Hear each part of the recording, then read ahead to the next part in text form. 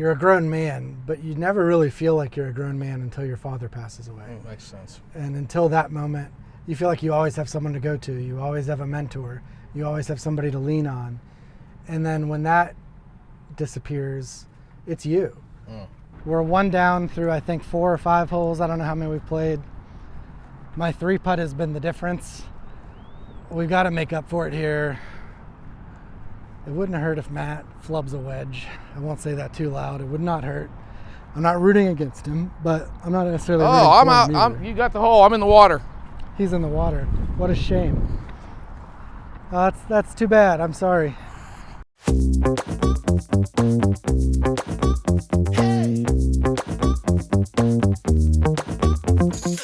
Ladies and gentlemen, welcome to another episode of Golf and Politics Special Edition, 9 holes, 9 questions, where I'm interviewing Rob. He's the guest today, and it's going to be fantastic. We're playing here at LaFortune Park in Tulsa, Oklahoma, the most played public golf course in the whole state. We're playing the par 3 course today. It's probably going to be a little more than 9 holes to get Rob's answers for these 9 questions, because we're going to talk about some deep subjects today, so we're going to have a great time. All right. A little soupy today. No warm-ups. Straight out of the car.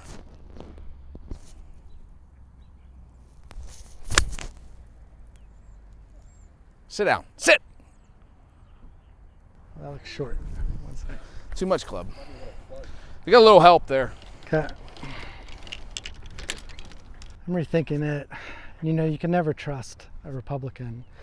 It's very possible that this is playing shorter than what Matt said. So, nice and easy. Oh. Not too good. Not too good. You need a breakfast ball. Yeah, breakfast ball. We're gonna. I'm taking one too. We're gonna delete that.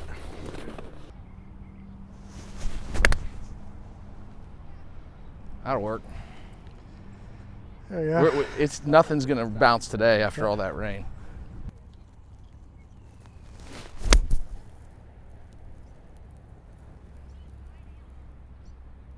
That's a little better. All right. This is gonna be a little difficult doing 9 holes, 9 questions on a short par 3 course like this. It might take a couple holes to get answers, but yeah. Right off the bat, first question, Rob, is that, our listeners probably know this. We grew up in the same area, right across the river from each other, both middle class households, and I think very fortunate for where we grew up to have parents that loved each other and loved us. That wasn't always the case for a lot of our friends, and we both grew up with this love of golf. And you asked your dad when you were 12 years old to start playing golf, and he took you, and you said after the first day you were hooked. What is it about golf that got you started and keeps you hooked to this day? Yeah, well, it's really just, you never fully get it.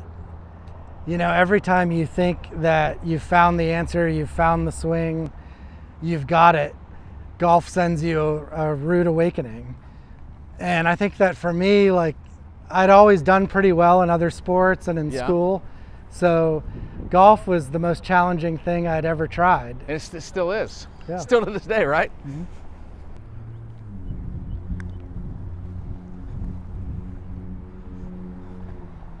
That's good lag. Okay. That's good. Take it. Par. Thank you. Here, I got it. Let's see if we can knock this in. All right, straight in. Oh, good par. Give it a good run.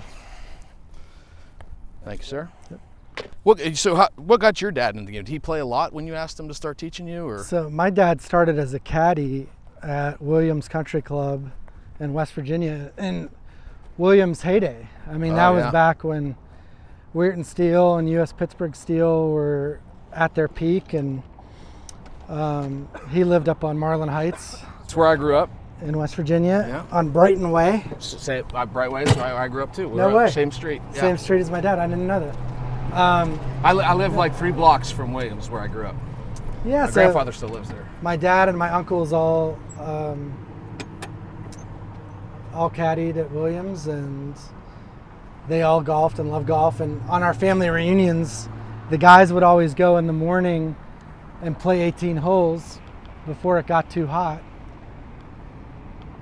And the women would 160 playing 157. And the women would either go to the beach or go shopping. Okay. So I quickly learned, what is it, 157? 150, playing 157. I quickly learned that either I'd learn how to play golf or I was shopping with the girls or sitting on the beach, something I really never liked doing. All right, there you go. The caddy program, that's where I feel in some ways that you and I missed out. Like, we would have loved the caddy program, but it was gone by the time we were starting to play golf. And really, it's sad. The golf cart's kind of is a blessing and a curse for the game of golf, I think, because so many people like your dad, that's how they got their start.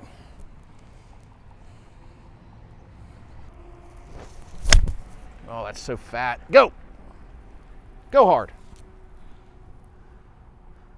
Good shot. Oh, it worked out all right. I was never a member at Williams, but I took lessons there from Brent Johnson, who was the head pro for years. Great guy. And Brent invited me to play in their junior club championship. And so I won it 2 years in a row. And then some of the other kids' parents who were members didn't like it. So I was not invited back for the three-peat. There you go. But oh, that's all over it. Beat a club. Oh, a little short. A little short. Got some rain here in Tulsa. It's oh, so much rain the last 2 days. I mean, it was just, I didn't even know if we'd be able to play today. I mean, look over there. That's not supposed to be a pond, to be on that green. It just, everything was pretty much getting flooded. Well, obviously you had a special bond with your father more than just golf. I mean, golf was something you guys loved to do, but the relationship was way deeper than that. I know he's the man you respected so much, and you lost him a few years back. And you know, how has that been for you? I mean, it's not normal for guys in their 30s to lose their father, and it could not have been easy. And how's that impacted your life and changed it in a lot of ways? Well, you know, it's a mixed bag. In some ways, it's the worst thing that could possibly happen. You know, we both had cancer at the same time. We thought his was under control and mine was in bad shape. And then his came roaring back, and I was the one that had to tell him he had like 4 to 6 weeks. Oh. And the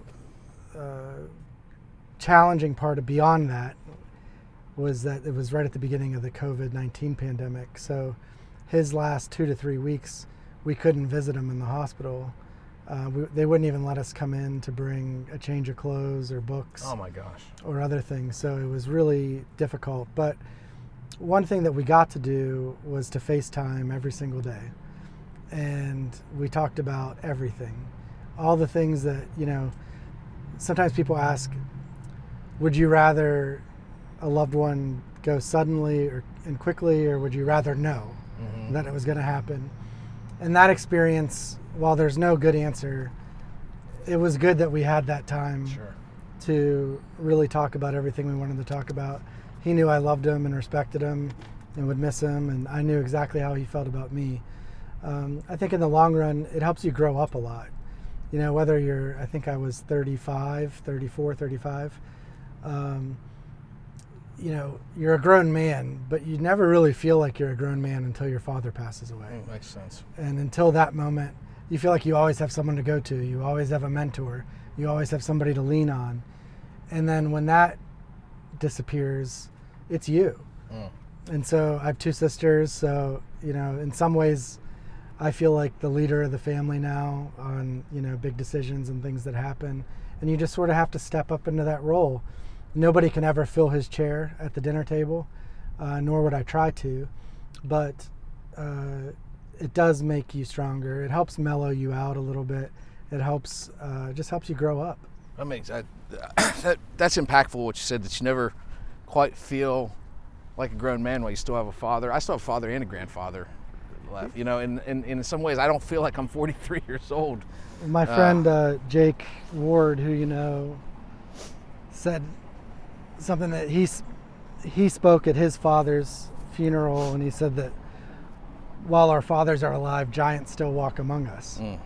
And there's a tremendous void when that's no longer there. And I feel it a lot in golf. There are a lot of times if I have a great round, or even like on draft day when the Steelers make a pick, You want to call them. there are times where I go to call them or I go to text them, even now. Yeah. And you have to remind yourself, not there. All right, we're going to have to hit the shit out of this one. Yeah, I think so.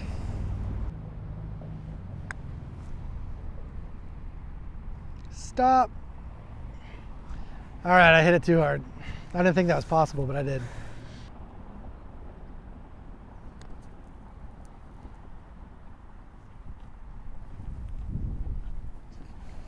Good par. Thank you.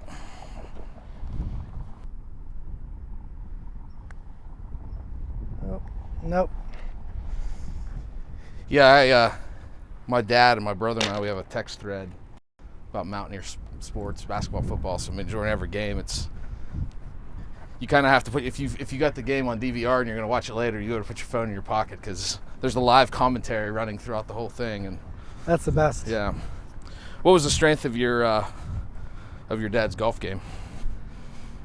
He was really, he was probably a 4 handicap.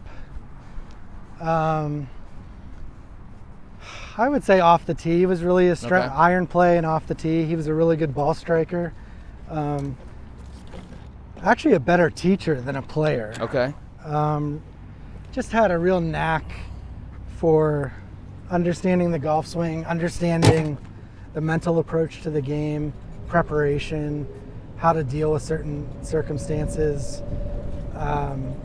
and had a way of explaining technical elements of the swing in a way that would connect with you. And he could say it in different ways until you could feel and understand the change that you were implementing. Okay. And a lot of really good players I know are terrible teachers. Yeah.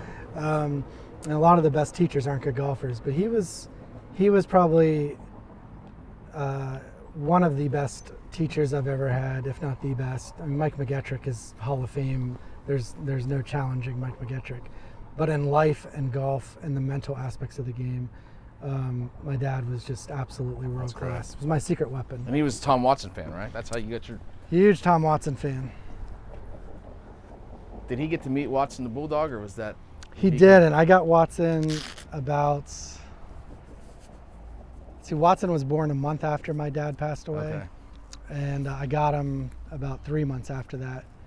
But when he's named Watson the Bulldog, Tom Watson was my dad's favorite player.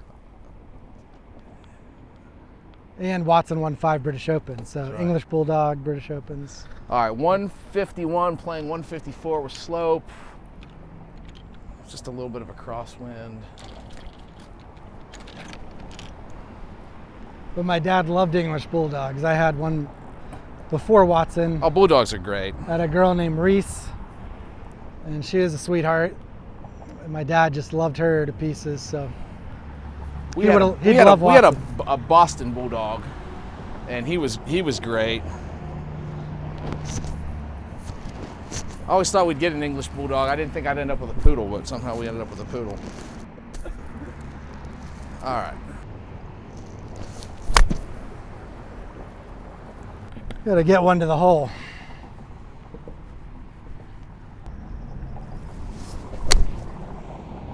Oh, yeah.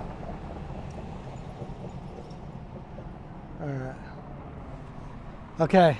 Well, Rob does not have a hole-in-one. Wouldn't it be something to get one on camera during the podcast? Fresh off the plane, 3rd tee shot. That felt like a good golf swing. It was a very good golf swing. First two were a little shaky. This one is, we're in business. We're in business. Let me borrow your towel. The little bit of politics we'll talk today is this is a municipal course run by Tulsa County, and you can see as a parent that I only live 2 miles from here. I love that my teenage son they play from like April to October. You can play under the lights till 10 o'clock at night. So it's a great place for teenagers to come and hack it around and know that they're in a good place, not making trouble or anything. Well, I think teenage kids need 3 things. They need good mentors, coaching and teachers. They need stuff to do, like Right. productive things to do. And coming to play golf, being able to do that late in the day or at night or on the weekends, anything that gives them something productive and proactive Sure. to do is a good thing. I think cities should invest more For sure. in golf and mentorship. I think I can putt that. Not the place to miss. The championship course here is got a really nice layout. It's just gotten, and they have bent greens. It's a good golf course. The problem is COVID spiked the amount of rounds they were playing. They need to shut the court like 9 holes down and do a ton of renovations. And they just, it's kind of this, do we shut it down and lose the revenue, or do we spend the money to? Well, and one of the problems with municipal tracks is that the revenue goes into a general fund. So, yeah. And a lot of times the money doesn't get reinvested in drainage and Right. bunkers and irrigation.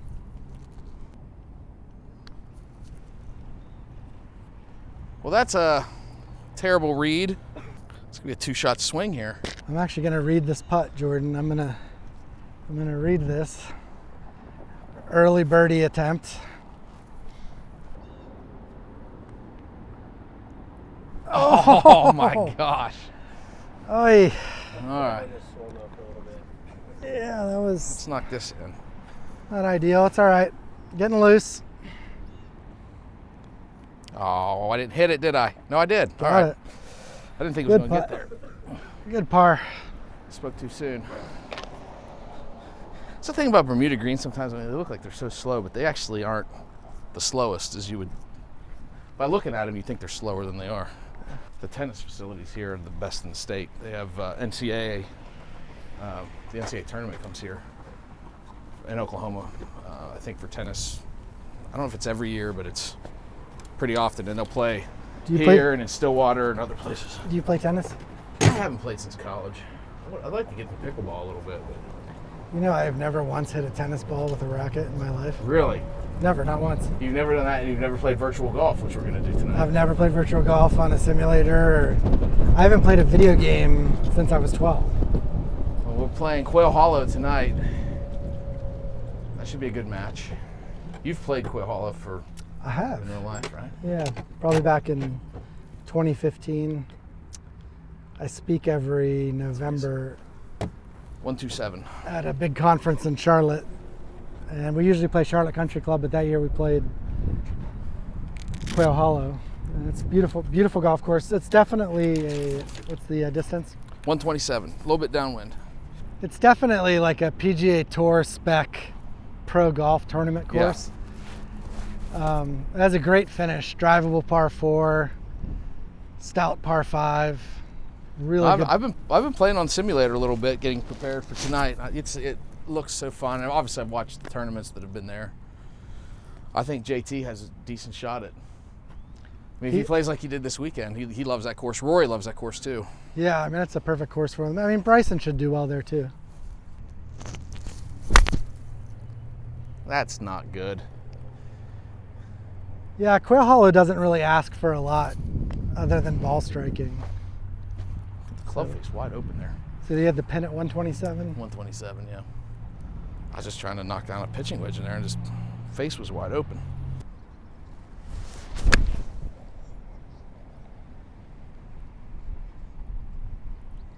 Oh, Just a little short.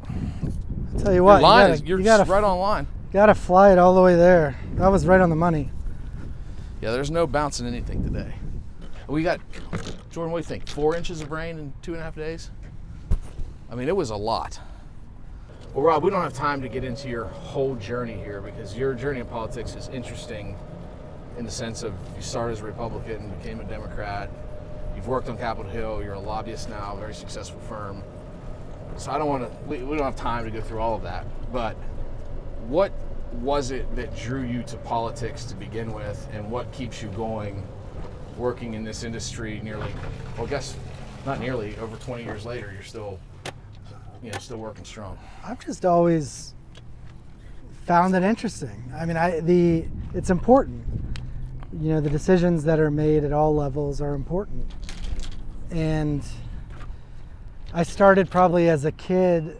I used to go to breakfast with my dad on the weekends, and we'd go to like Bob Evans or Elby's, and we'd read the paper. Yeah. And I was probably The Herald Star?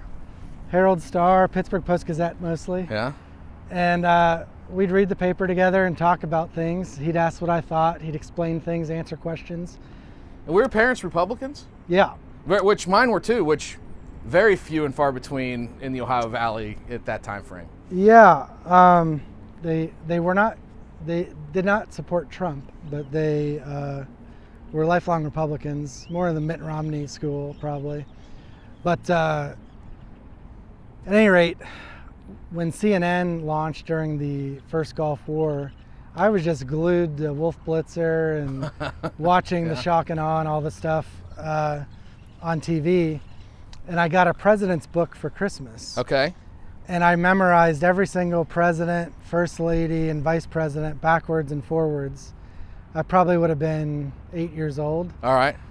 And then my dad made a deal with me that if I learned enough about the candidates and the issues, he would let me vote for him in the booth. Okay. And so from age 8 to 18, I would go in the booth with my dad and vote for him. That's great. I memorized all the presidents with flashcards. And I still have those flashcards in my office, and they only go up to Reagan, obviously. And I'd like to get a set for my 6-year-old, but I can't find them that are as good as the ones I had as a kid.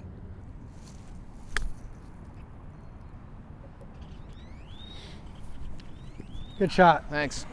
But most kids would want to go on vacation to a beach or a theme park. You know, if I had any say in what we would do, we'd go to Washington, D.C. You went in or out? Yeah. And so I loved going to Washington, D.C. as a kid and doing the tours and going to the museums. And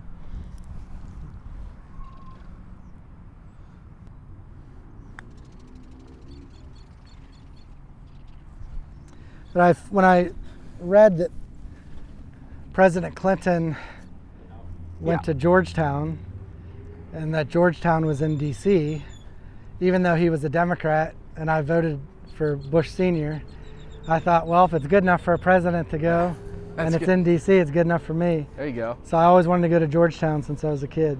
You'd appreciate this because you're probably one of the only other people I know that has all the presidents memorized.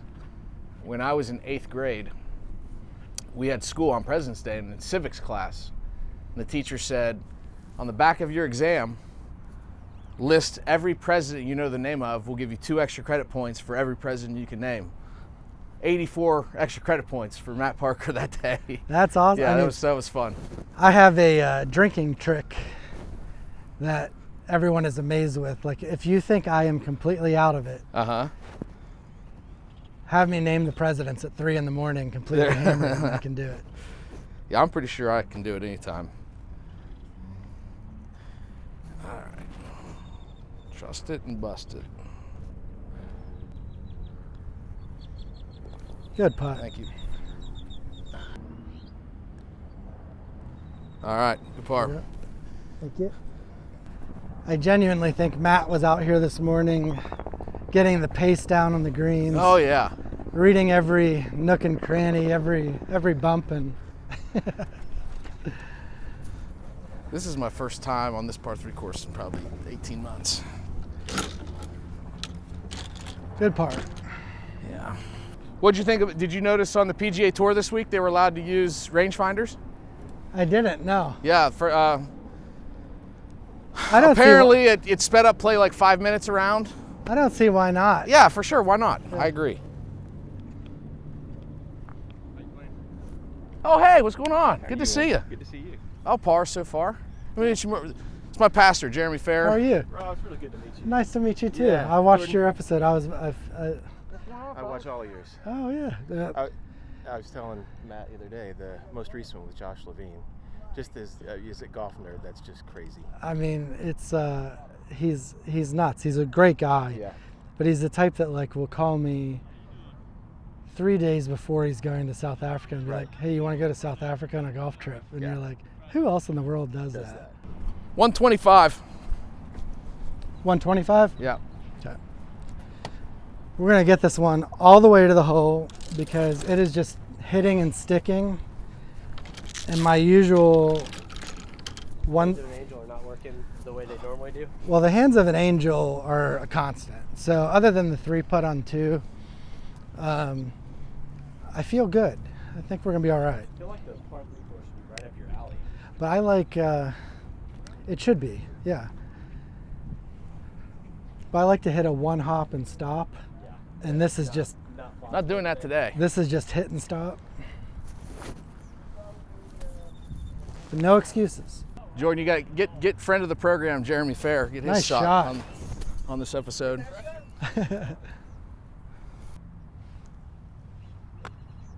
Good shot. All right. All right, good ball.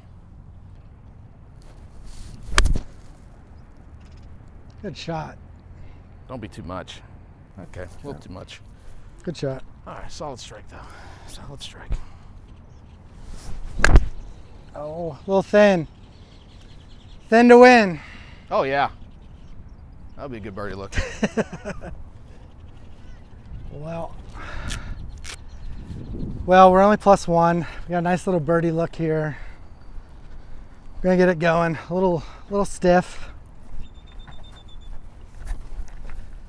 I feel like an endangered species here in Tulsa as a Democrat, but Hey, Tulsa's a purple city. Tulsa's purple. All right. Well, I want to get into this, you've alluded to it earlier in the interview that you've had a battle with cancer. Tell us, not only did you get the diagnosis that you have cancer, but the diagnosis initially was not good at all. Take us through what's that like to hear that bad news and to comprehend that life is fragile. Yeah, life is fragile. I was stage 4. The cancer had spread throughout my body, through my lymphatic system. The first surgery, nobody really wanted to do, nor did they think they could do it. So I went through chemo and radiation, which was really intense. They threw the kitchen sink at it. And, it's a mind fuck. And there's no other way around it than that, being 34 years old and thinking, I've got 6 months to go, if I'm lucky, maybe 12. Wow. So I went through the chemo and the radiation and found a surgeon willing to do the first operation. We thought it was successful. They were able to remove the tumor.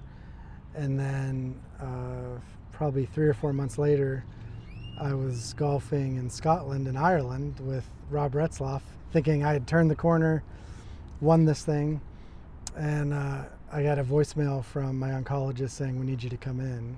And whenever they need you to come in, I've since found that's not good news. I've had to come in a couple times. And you're in Scotland when you get that news, which can't Yeah. help the fact that you're across the pond. Yeah, and so it came back, and they had found another tumor. This time it was in my lungs, and I had surgery right away, went through chemo and radiation again. And then they warned me, whatever you find in the right lung, sometimes in 6 months to a year, they find it in the left one. And they did. So I've had in total 4 operations. I've had over 40 rounds of chemo. I've been through radiation multiple times. I did immunotherapy. I've done other treatments. You name it. I've tried everything. And so I was in remission for 18 months. Had a little scare last year, so the clock restarts. But I think I'm doing well. I think we've got it under control, but each day is a great day.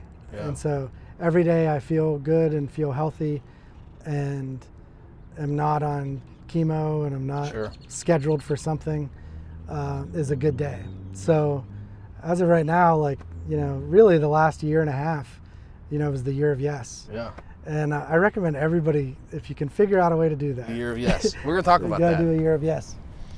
36 feet. Let's see what we can do here. Not high enough or hard enough.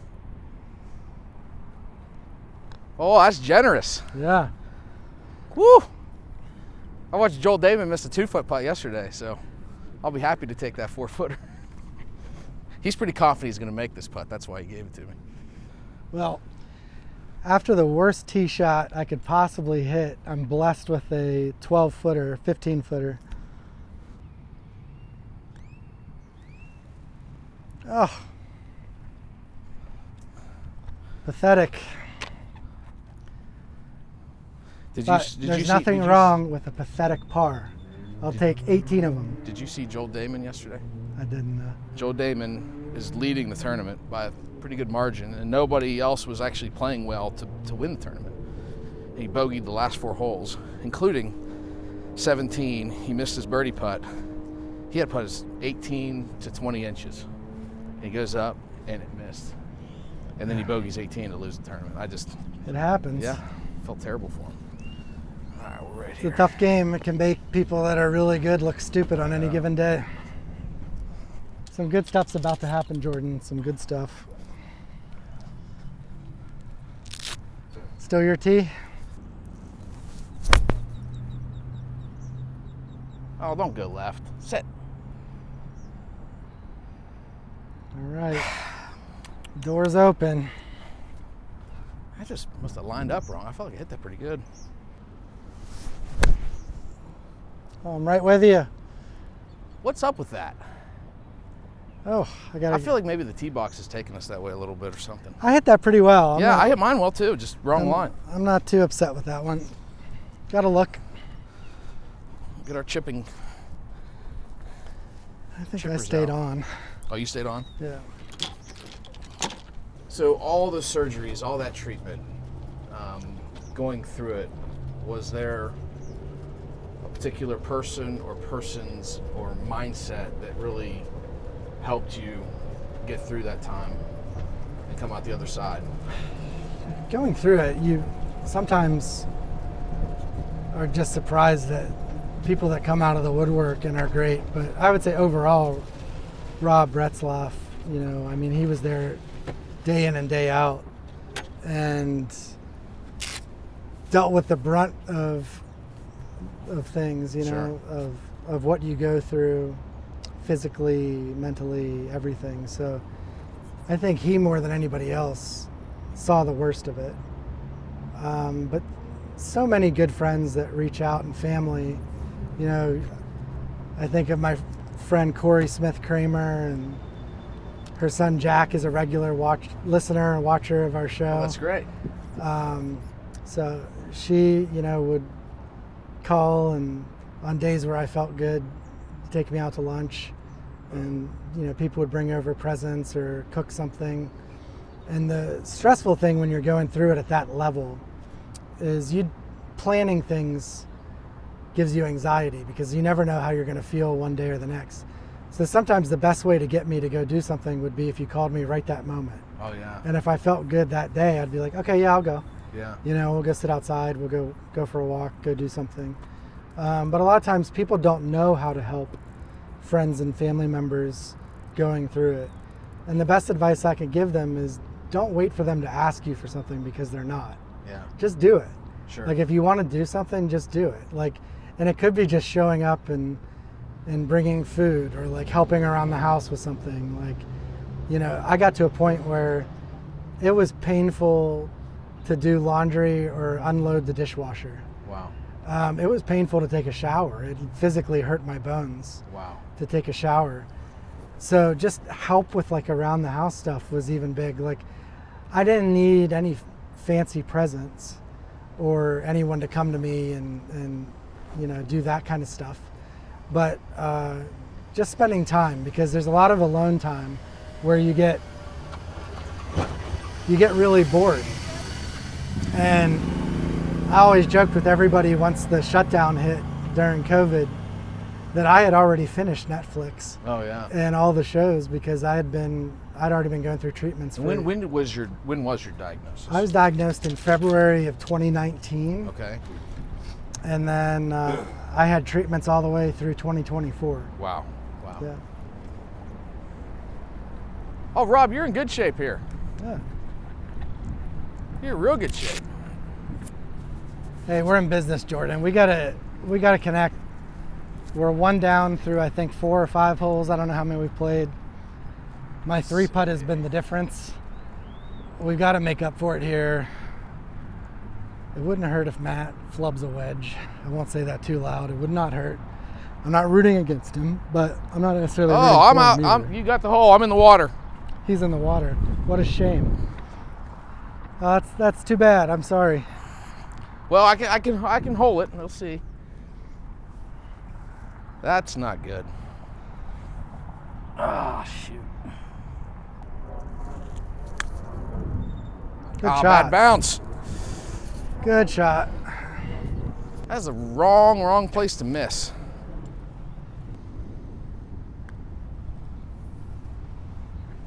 Oh. Another boring par, Jordan. Hey, tied up the match.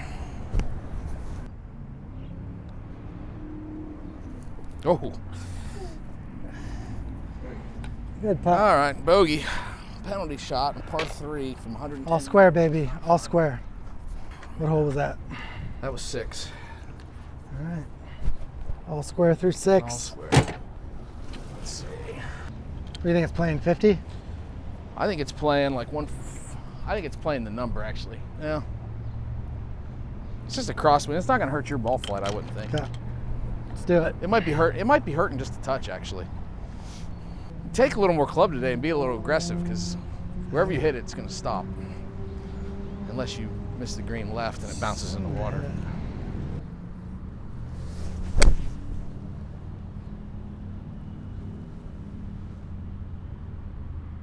Oh, if I got a good bounce, that could be real nice. Yeah, it just depends if it rolled out or if it... One thing is Rob has got going on is his alignment. Have you noticed that?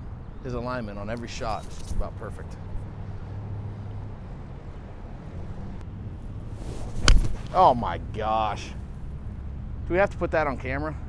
That's exactly what I did on the 19th hole at Paynes Valley too. How cool is that place? It's really cool, but not when you hit shots like that. I mean, that's the yips right there. All right. Good news is I've been chipping pretty good, so I have to make a save here. So 2024 is when you did your last treatment. It was your year of yes. You played an amazing amount of golf courses. You're on a path to play a lot of great golf courses this year, create a lot of memories. How much did going through that cancer battle inspire you to just say yes to all these trips and really get after it? That was everything. I mean, and I credit Mike McGettrick, my pro, a lot, because when I started back with him while I was still sick, I was swatting at the ball. I couldn't play 9 holes on a cart. And by the end of December 2023, I could walk 18 again. My ball had a little bit of zip on it. And once I figured out I could do that, I started taking more lessons. Yeah. I started saying yes to trips. And one thing led to another. And I ended up playing 166 different courses in a year. With 500 different people, right? But with 500 different people. But a lot of it was because it was just so exciting to feel good enough to do it. Yeah. To feel strong again, to be able to hit the ball, to be able to do stuff, that I didn't want it to stop. It was like, oh, I can do stuff again. It was so exciting. Even more than the architecture or the scores or the travel, it was the people and being able to do shit. Yeah. And yeah, all the other stuff's great. That's a bonus. But it was just the best year ever. Yeah, epic. Yeah. Okay, you saw that swing there.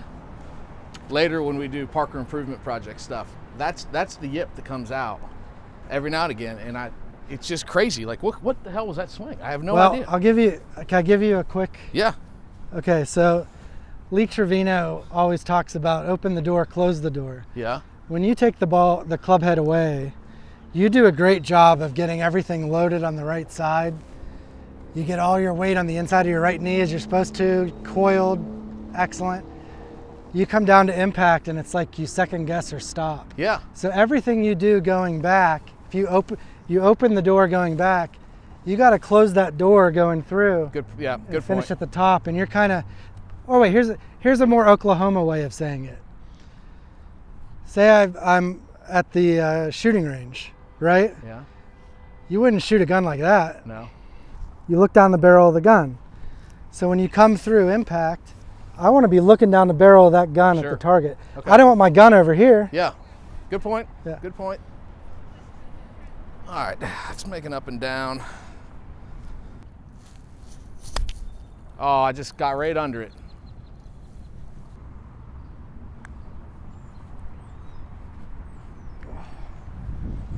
You know, Good par. got to make one of these.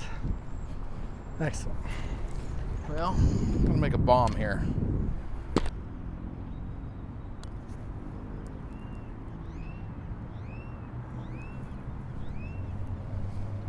Back-to-back bogeys. It's good. Not good on short par threes. Is but- this Arcos? Yeah. That's how Ping just bought them. Yeah, they all the ping clubs, like, they make some of the grips. I have some of my grips that have sensors in them, and all the ping clubs now are coming with them in it. This year, I'm off to a good start on courses, but I'm definitely behind pace from last year, which is good. I don't want to do that again. We're focusing on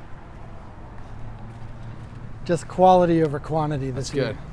And quality is not just the course, it's Who you're playing with, too. who you're right? playing with, you know, getting to spend time with people you want to spend time with. And I told Casey the other day, friend of the program, Lang Financial, sponsoring our first ever magazine that's about to be dropped. I told him, I was like, I struggle in between this idea of wanting to play all the great golf courses and play some of the great golf courses more than once. Because you get, Paynes Valley was great. I would have loved to play that course 2 or 3 days in a row. All right, I'm one down. now that's really After important. back-to-back bogeys there. I really feel that way with rating courses, that you really need to see it a couple times. Sure. To no. Set. All right. All right, good shot. Thanks. A little steep.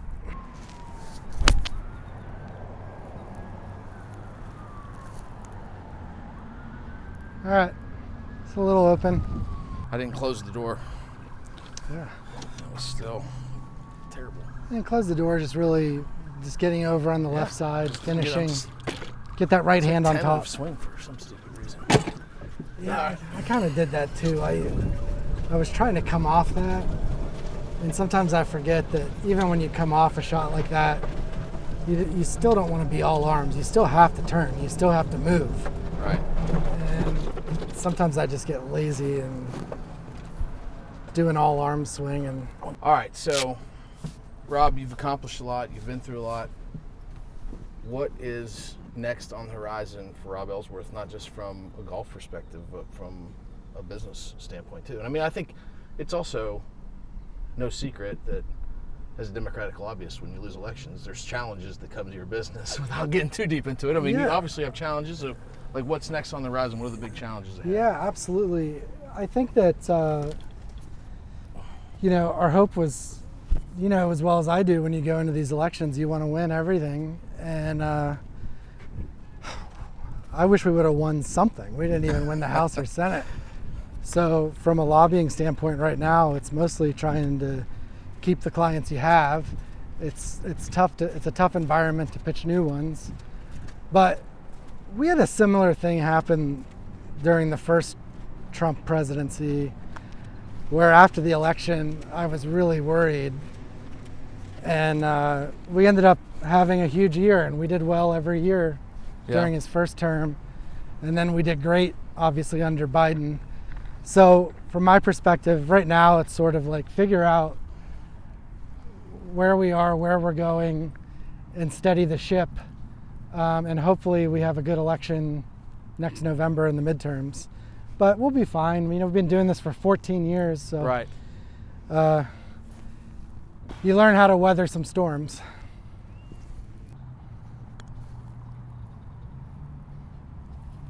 Great putt. Good par.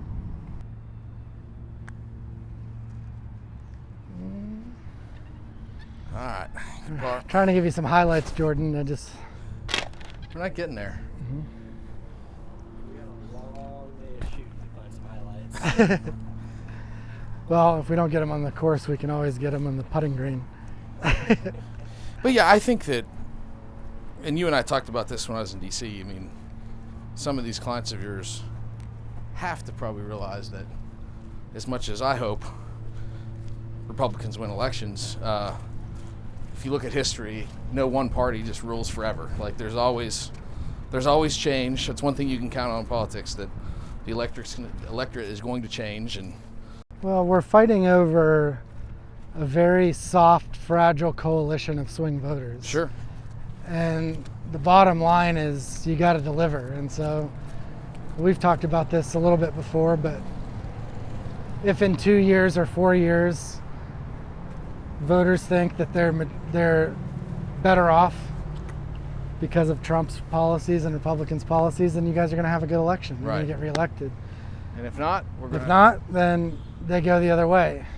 But my early sense, and it's early, is that the risk Trump runs is the same risk that Obama ran, and Biden, and everyone before him, and George W. Bush when he was reelected. They have a tendency to think, I won the election, the country chose me, they want everything I want to put forward.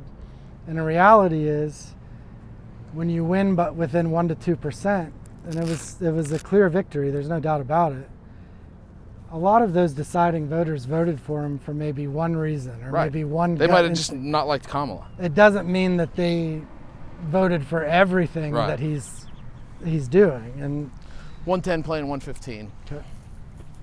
Pretty much the same shot as we had. A little shorter than the last time. I genuinely, my impression of undecided voters is I think they tend to make a gut instinct. I don't think it's as calculating as people think. Oh, I think you're exactly right. I think it's more a personal opinion and assessment of the candidate than anything else. I mean, I think in 2004, the majority of the country was ready to fire George W. Bush, but they were never ready to hire John Kerry. They didn't like him. They didn't feel comfortable with him. There was just something missing. The same thing could be said for Mitt Romney in 2012. Yeah. The country was ready for a change, but he wasn't the change they wanted. There's So- another thing. Midterm turnout is completely different than presidential year turnouts. We just saw that in Wisconsin, where the coalition that showed up in Wisconsin to vote for Donald Trump didn't necessarily show up to vote for Supreme Court justice. Well, yeah, and I think there are a lot of voters, there are a lot of Trump voters who aren't even necessarily Republicans, or aren't even, just because Donald Trump got your vote doesn't mean it translates to the Republican Secretary of State. Exactly right. In another, you got to earn Exactly those right. votes. Both parties are going to need to make sure they have good candidates running in these seats. My personal preference Straight across. on candidates, I'm not impressed by a Democrat who says, I'm going to go to Washington and do nothing but fight with Republicans and do nothing but stall what they're going to do. I really want a public servant that when he or she agrees with the president is willing to try to work out a deal that's good for his district or her state. And vice versa for the Republicans.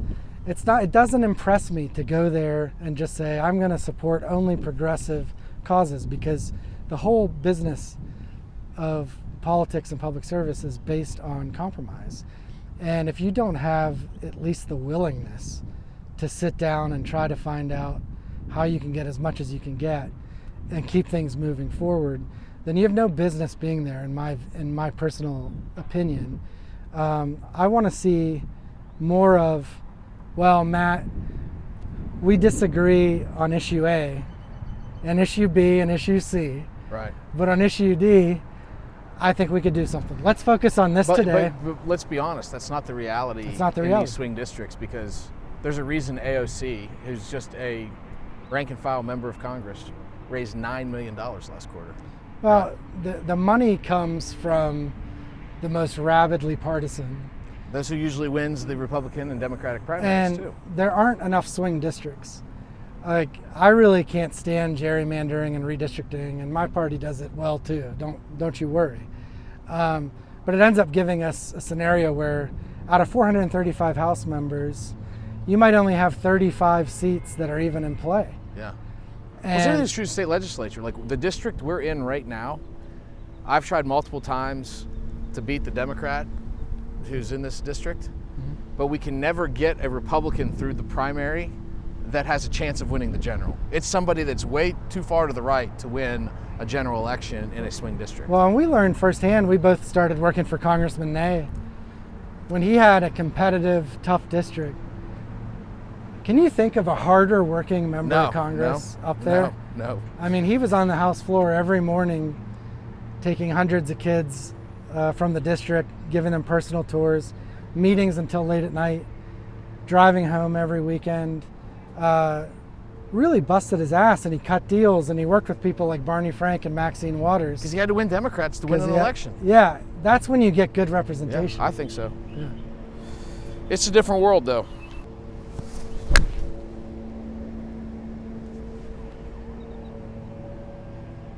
Oh, okay.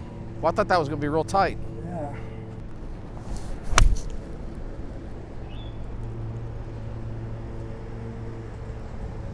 Oh, Okay.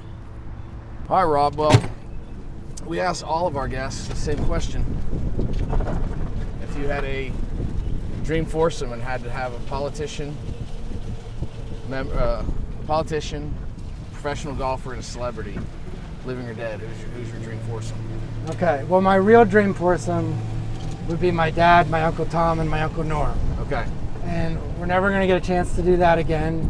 So that would be my real dream foursome. But by the show's rules, I'll go with Bill Clinton, who's my political hero. So we go Bill Clinton. For a celebrity, Larry David. Oh, that's a good one. And then for my pro golfer, I would want to say Tom Watson or Tiger, but I'm going to go with Freddie Couples because he's so smooth and relaxed and fun. And so you get the deep intellectual insight and stories from Bill Clinton. You get the petty observational humor from Larry David. And then you just have Freddie Couples mellow it all out. That's great. That's my group. That's a good foursome. Been a long time to craft that answer there, Rob.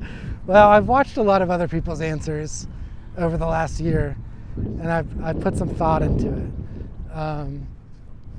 So, I don't want to finish this 9 holes with 3 straight bogeys, so I'm going to get this up and down.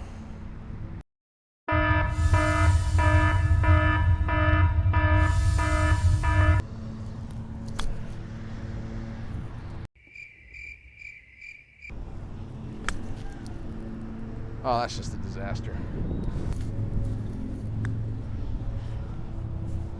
come on.